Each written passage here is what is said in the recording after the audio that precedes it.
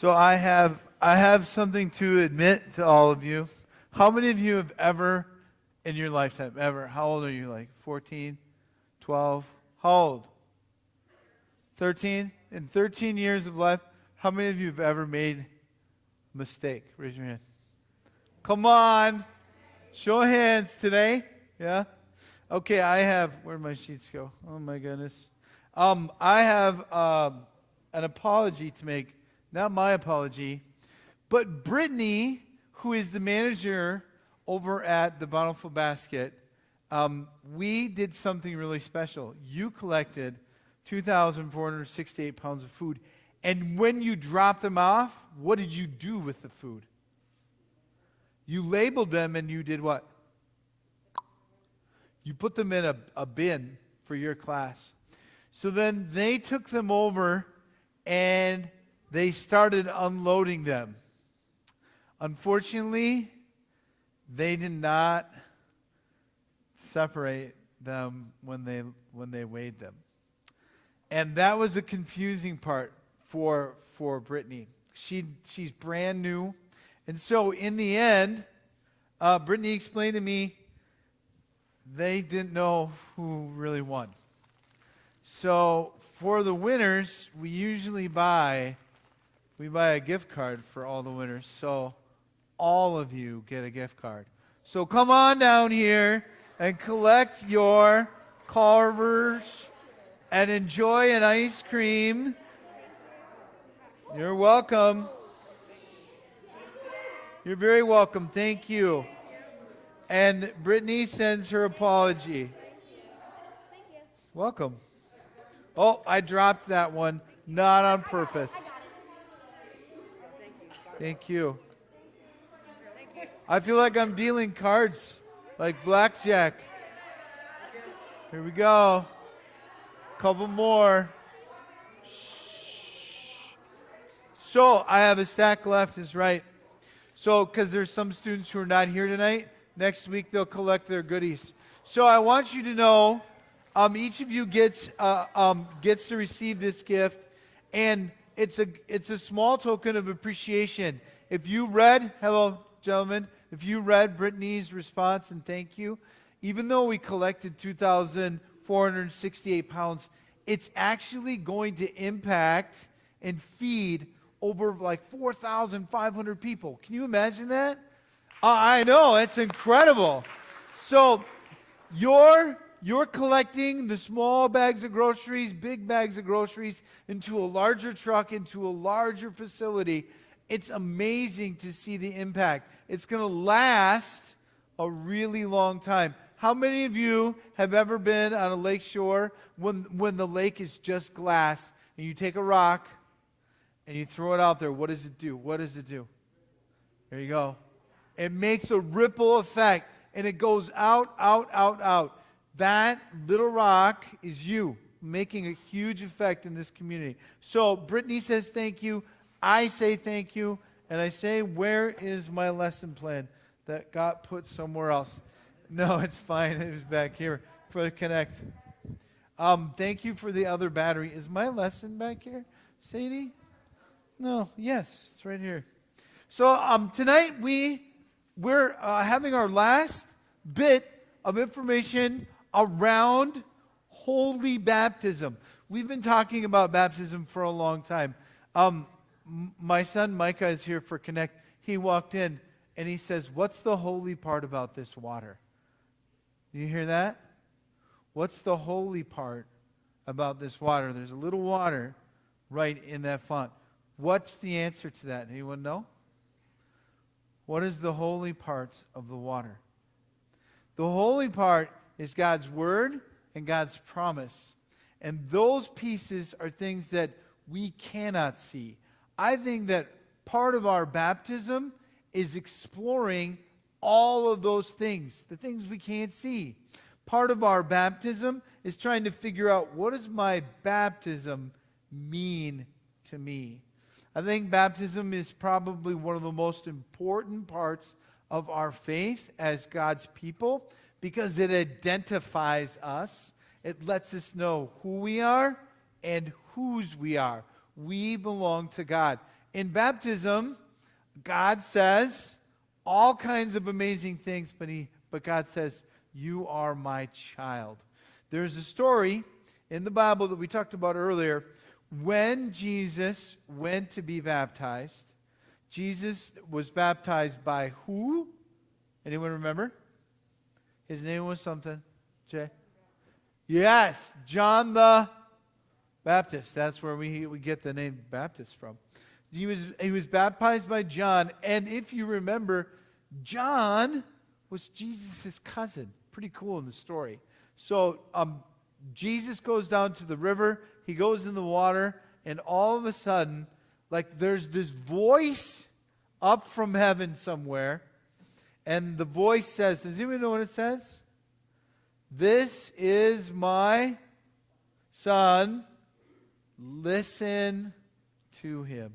So Jesus is claimed as God's own son in his own baptism. We are claimed as children of God. But baptism is also something else for us. It helps us find our way in life. Baptism, sometimes you have this identity around what your baptism means. We as Christians, even there are denominations who fight over what baptism means. And it is not, I don't fight about baptism, of course, but there are some people who believe, and it's okay, you should not baptize children. We talked about this last week. Some Christians think you should not baptize children because they don't know what baptism is. You should wait until you are an adult to be baptized. So as Lutherans, we believe baptism really is like this aisle right here. It is a path, and it is a way of life, and we encourage you to learn about it as you grow in your baptism. I think growing in our baptism is really important as well. Tonight we're going to see a video. I really love this video. It is a video that talks about this thing called faith and how baptism is an identity around that. And the video is from Rob Bell. I love Rob Bell, and I hope and pray that you do too. You're going to see that in a little bit. I do want to remind you, I have one reminder. So we have this bin up here, and it's empty right now because you haven't received this yet. But there's this really great invitation. Anyone remember what his house is? Anyone? What is it? What? God's house. Yeah, it's actually named after, But this is the actual ministry. It's called His House Foundation. It's located at the Moravian Church, downtown Chaska, right across from that bank with the horses on it, Wells Fargo. And downstairs in the church basement, it's not creepy, it's not, there are so many things.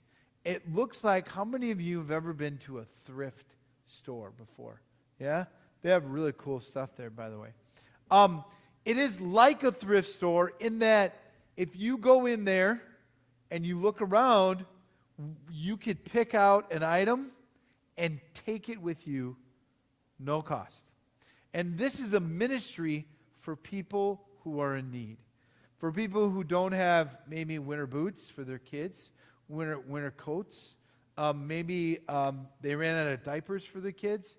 We have been invited by His House to provide some items that people use a lot of and all the time. If you had to guess, what would be some items, household items, that you use a lot of that maybe they might need? Yeah, Morgan.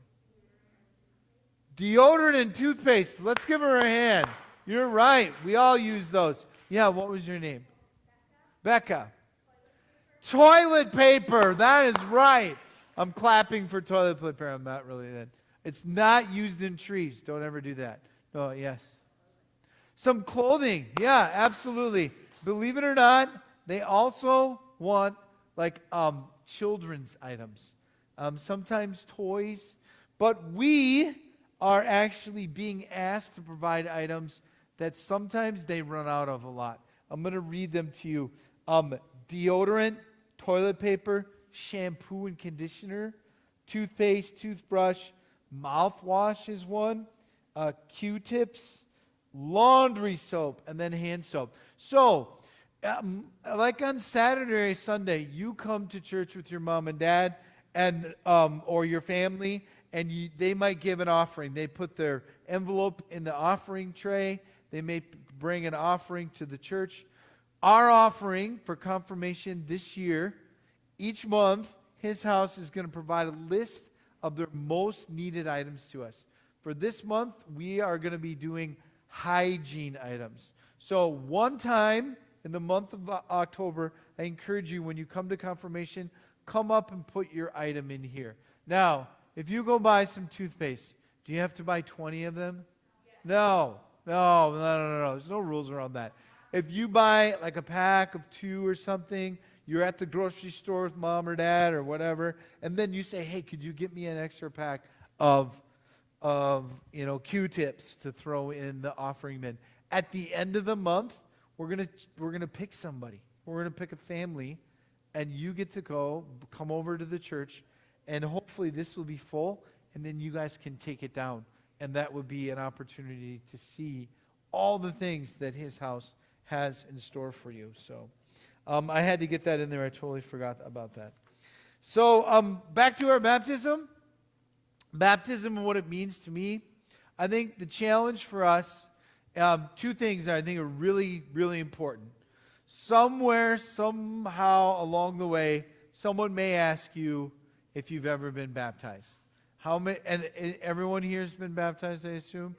And most of you, I think I baptized some of you, for goodness sake. You may not remember it, of course. And so someone might say, hey, how about we get you rebaptized? You do? You do? Yeah, I think we talked a little bit about this. So, you want to get rebaptized? So, as people of faith, did you have a question? Don't get rebaptized. Yeah. Here's the story. We understand that baptism is so important to us because we live in our baptism every day. We understand that God's love is right in the water, and what makes it holy. And we're reminded of that every day. We understand that in baptism, you don't need to be rebaptized every day or again a second time, because God's promise is always the same. God's promise will always be with you. So getting rebaptized a second time, if you're going to do it twice, you may as well do it 3 times, 4 times. 1 time is more than enough. And I remember when I was 18 and I was going to these revivals in college, and everyone was praising and raising hands. And then afterwards, the pastor came up to me and said, "Come on up here, son. We're going to get you rebaptized." And I was so confused. And then later on, I had a conversation. I said, well, isn't my baptism sufficient enough? Was God's promise not in the words when my parents brought me to the font? Was that not worth it? And the challenge that my pastor put before me as a young man, I'm like, well, should I get rebaptized or not? Sometimes churches decide that if you don't, you can't be a part of that church. Wouldn't that be awful? Have you ever heard of that before? So about 7 years ago, my dad, who's a grown adult, started to go to church, brand new church, and he joined a Bible study, and he joined the church, and right before he was going to be accepted as a new church member, they said, in order to join, you need to get rebaptized. And he was born in the Lutheran Church, raised Missouri Synod, God forbid, we won't talk about that, but raised in the Lutheran Church, and they said, Richard, you need to be rebaptized in order to come into this faith. And finally, he called me on the phone, and he said, do I really need to be rebaptized? And I said, well, what do you think? And he said, I don't know. He was 70, 68 years old. He goes, well, has my baptism not been valid this whole time? And because that's what they said. You need to be rebaptized in order to be accepted into this community. And I said, Dad, in order for you to be accepted, all you need to know is that your parents loved you enough to bring you to the font, and you've lived out your faith in your life. God loves you all the same. If you get rebaptized, will it matter? It's just more words and more water. But if you believe that they're insisting that it's not valid, that's when I would walk away. So my father, as like a 68-year-old man, told the pastor at the church, he said, I've already been baptized. I believe in my baptism. I don't want to get rebaptized. What do you think the pastor said? He said, you're not welcome here. And then he had to leave. And I remember the day he left, I said, well, you just know that that's what's going to happen. Sometimes churches have a real strict understanding. We, in this congregation, we believe baptism is for everybody. It's God's word and God's promise. It's a matter of how it is that you live out your baptism. In your small group, on the back of there, one of the faith acts of encouragement, I think that you should go and find out about your baptism. And not only that, I think you should interview anyone that was there, even if you have to call them on the phone. About 2 weeks ago, we had a baptism right there. And the family who had their son, they came and they said, we have some parents who are sponsors. Or they're not parents, but they're sponsors. What are they called? Does anyone know what they're called? Baptismal sponsors? What are they called? Godparents. How many of you have godparents? Oh, yeah. Yeah. It's a godly parent. Shh. Do you know why they're called godparents? Anyone? Noah, you might know. Why?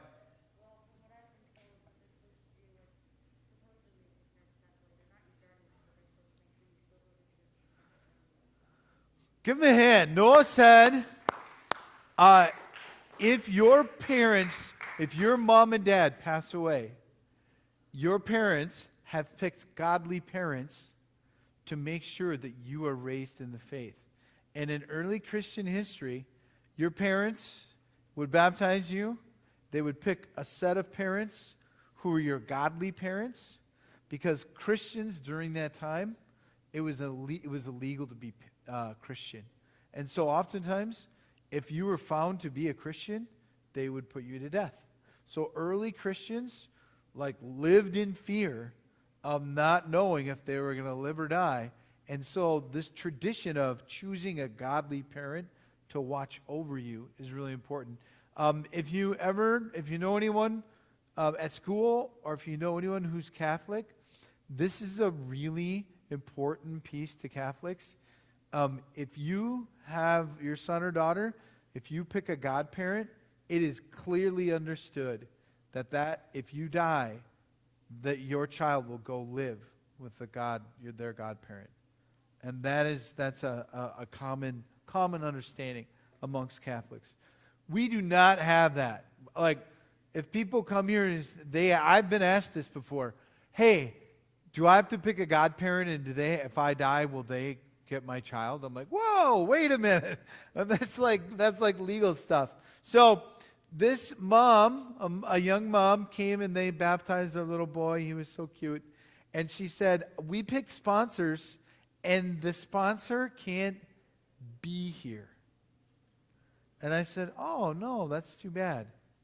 And she's like, that's really unfortunate, so they can't be a sponsor, right? And I said, what do you mean? How is that? They said, well, they're not able to fly here. They live in New York, and they wanted to come here, but they can't, so we're just going to have to pick someone else. And I said, you see that camera right there? If you turn it on, anyone around the world can see it on our YouTube page, and they will be present for this baptism. And so we had a sponsor who was living in New York, New Jersey, I think, who watched the baptismal service right here, and now will get to be a sponsor for this little boy for the rest of his life, which I think is fantastic. One of the things I want you to do is to interview anyone who was at your baptism. Really, go home. Ask your mom, do I have a baby book? How many of you know if you have a baby book? Yeah? Do you have one? Yeah. Go crack it open, find it. It's probably like in your room or in a box somewhere or in a cedar chest. Go crack it open and find it. And I want you to discover what happened at your baptism and the time of your baptism.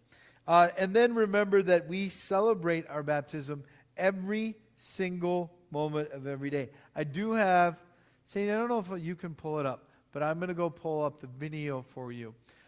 I want you to listen to this video and think about how your faith is kind of related to what he's talking about. He's talking about how music is really a path, like baptism is a path. It's a way of thinking about who God is and who God is in your life and what God does. So I'm going to turn the video on in 1 minute. So hold your breath until we cross the bridge.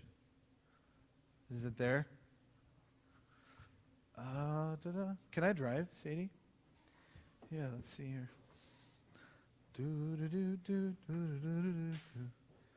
Oh, no, where are we? Oh, I missed it. There we are. Here we are. We're going to pull this over here. And then we're going to go to widescreen. And then we're going to press play. You see it? And then we're going to hit mute. Unmute.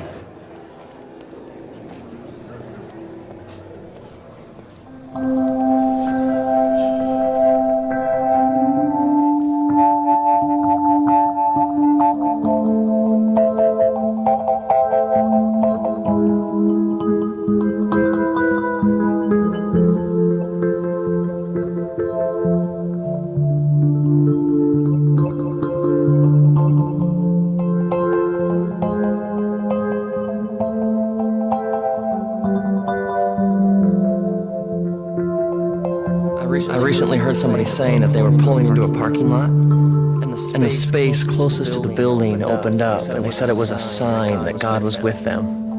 And then, probably about 2 weeks ago, I heard somebody talking about two people who'd been sick, and the one of them had been healed. And they were talking enthusiastically about how God had intervened to heal the one person. And the whole time I'm thinking, yeah, but what about the other person? And they didn't get healed. Where was God? Why didn't God intervene with them? And then it was last night. Just last night I heard somebody say that they had been in a store and they'd seen something they really wanted and it was on sale, and they said, this just shows how good God is. If God can help people find things on sale, then why doesn't God spend time doing things that seem more important, like earthquakes or famines or sickness? When you think about God, when you hear the word God, what images come to mind? Like this old man with a long white beard, and he's behind a curtain and he's working these levers. He's healing some, and then he's finding parking spaces for others.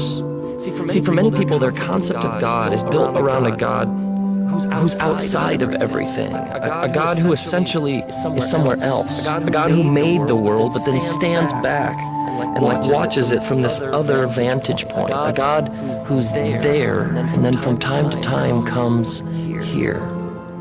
the problem with this concept of God is you end up having to even prove that this God even exists. And so what happens is we start with real life, we start with existence, this, what we all agree actually exists, and then people end up arguing and debating and discussing whether there's a God somewhere else who has something to do with this. But the writers of the Bible seem far less interested in proving whether God exists, and far more interested in talking about what God is like.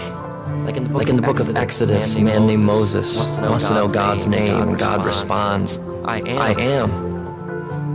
And then later God reminds Moses that when Moses heard God's voice, he saw no shape or form. God is beyond anything our minds can comprehend. What's it mean to have a personal relationship with this kind of God? That's like hard to get your mind around. Now, I believe that God listens and God cares and God's involved, but I find the whole relationship idea hard to comprehend. And then loving this kind of God, what does that look like? What does it mean? And how do you do it? When I think of God, I hear a song. It's a song that moves me. It has a melody and it has a groove. It has a certain rhythm.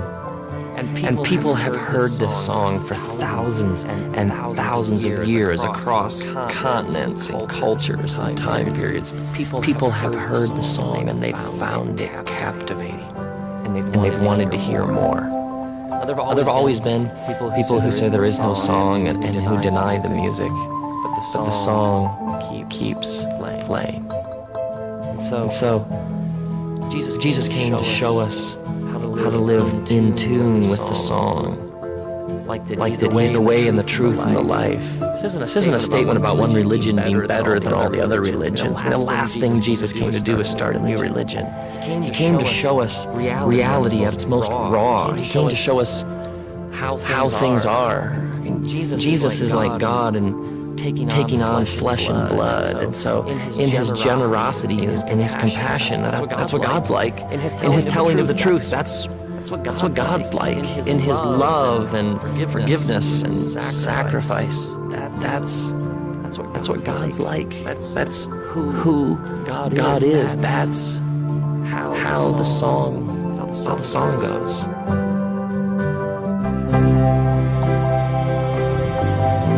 The song is playing all around us all the time. The song is playing everywhere. It's written on our hearts. Everybody is playing the song. See, the question isn't whether or not you're playing a song. The question is, are you in tune?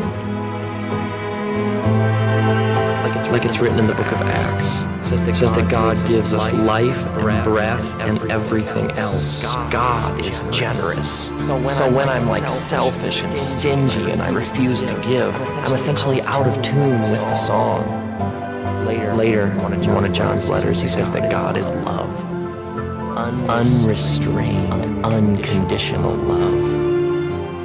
So when you see somebody sacrifice themselves for another, for the well-being of somebody else, it's like they're playing in the right key. That's why it's so inspiring and powerful. They're in tune with the song.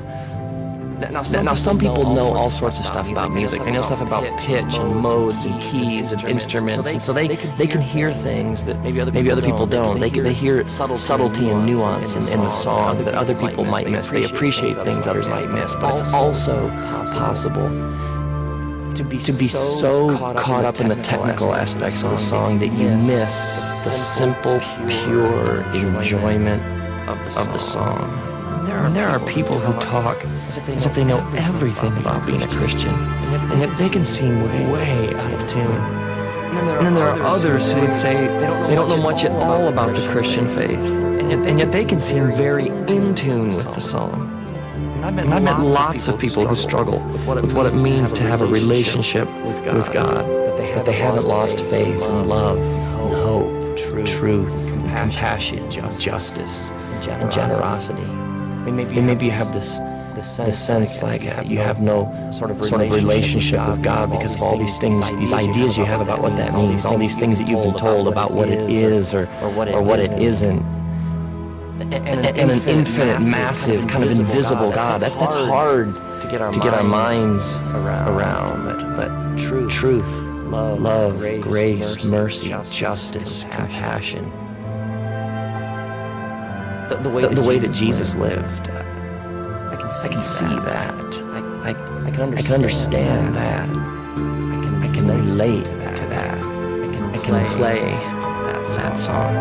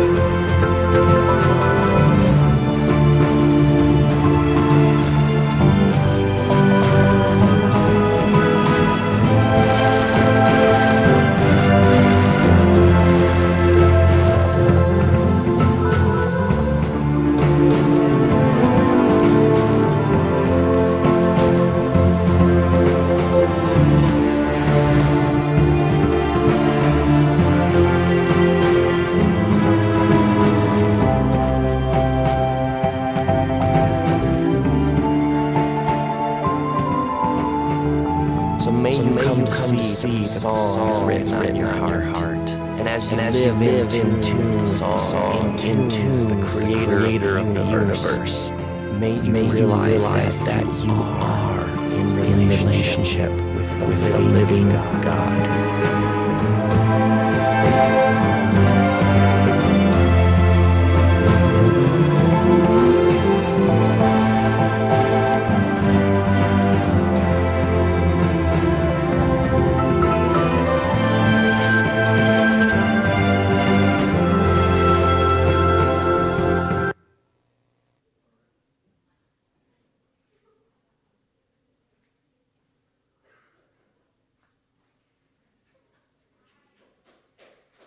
Can clap. Yeah, give them a hand.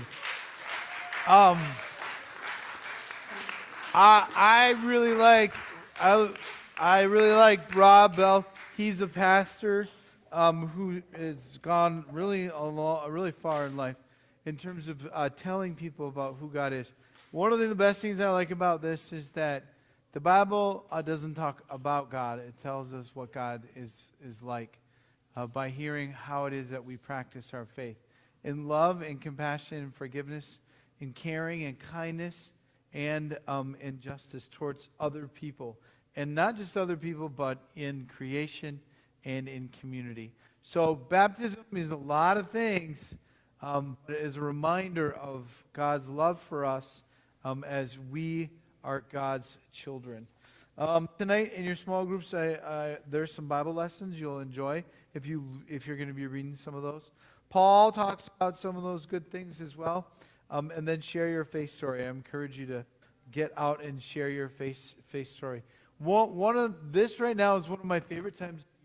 Our ninth graders are writing their faith statements.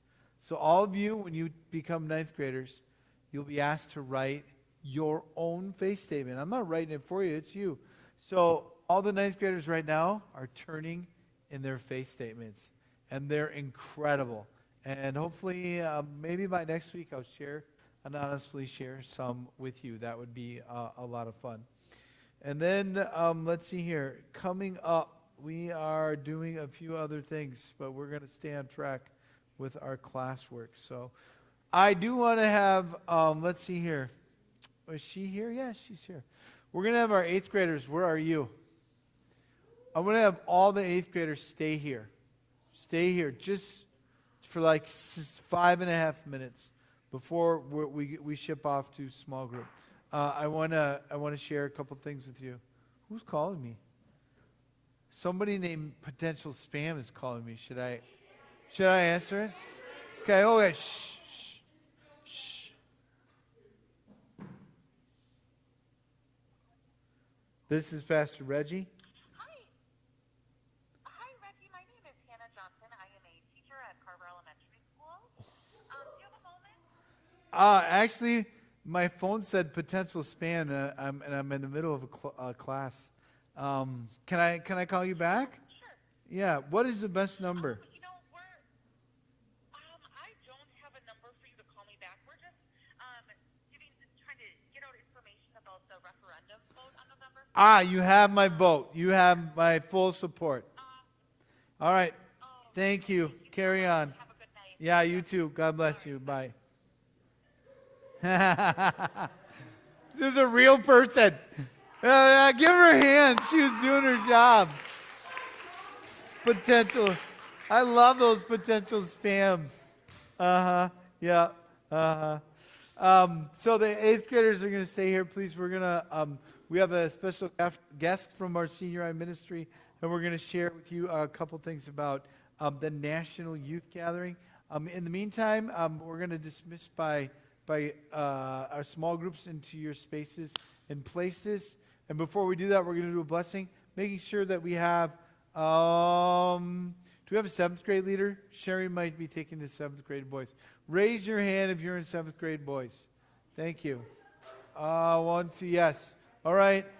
You may be going with Sherry tonight. Does Sherry know that? I do. Yes, she does. 6th grade boys, where are you? You're going to be going with Michael tonight. Do you know where? You were in Bethany. 7th grade boys are where? We've been here, but the 8th graders, they can sit and listen to the National Youth Gathering pitch.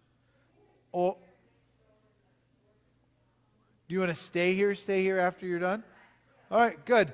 So you can go in the conference room, Sherry, with. Okay, good. Oh, is Kirsten not here? And Andy. Andy Wright is the girls. And not. Yes, with. Is that what he shared with you? Yeah, okay. So. Yeah, I know. Yeah. And Kirsten is gone tonight. She informed me. So. All right, well, stand up, get on your feet if you are able. Turn to your neighbor next to you. Find someone close. Put your hands up like this. Put your hands up and repeat after me. After me, the Lord who calls you by name, who calls you child of mine, bless you in your walk, your journey, and your faith. Amen. And go in peace. 8th graders, stay right where you are and enjoy your small groups. Small groups. Oh, yeah, it's like 7:50. Yeah, it's the last. If you release them and they start hanging out here, it's totally fine. Totally fine. Hi, how are you? I have some, I'm on a clipboard. They're in the back. I brought them.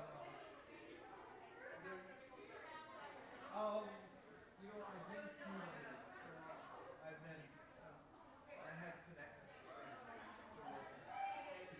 And they erased it. So they had it on the thing, and then it was a matter of me getting it out there, putting it on there, putting it on there, and before today, so we'll do a little. You don't have to sit very far apart.